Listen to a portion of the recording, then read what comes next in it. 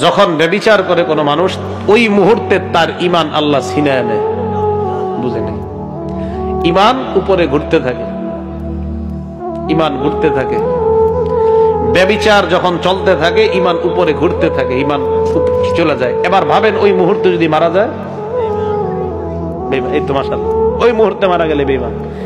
হাদিসে আসছে, চোর যখন চুরি করে তার ঈমান এইভাবে ঘুরতে থাকে উপরে।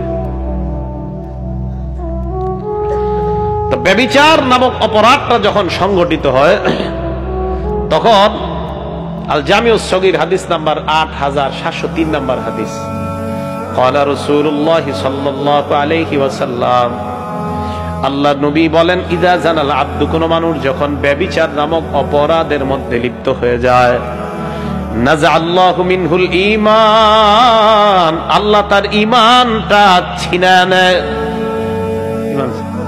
ঈমান আল্লাহ ছিনায় নেয়। আরে ব্যভিচার করলে ঈমান আল্লাহ ছিনায় নেয়। তাহলে 2 নাম্বার ব্যভিচারের ক্ষতি, তার ঈমানটা আল্লাহ ছিনায় নেয়। 3 নাম্বার, যে এলাকায় ব্যভিচার হয় ওই এলাকার মধ্যে আল্লাহর গজব আল্লাহ দিতে চায় না। ওই ব্যভিচারকারী যারা অপরাধের মধ্যে লিপ্ত, তারা আল্লাহর আযাবকে টাইনা দুনিয়ার মধ্যে নামায়।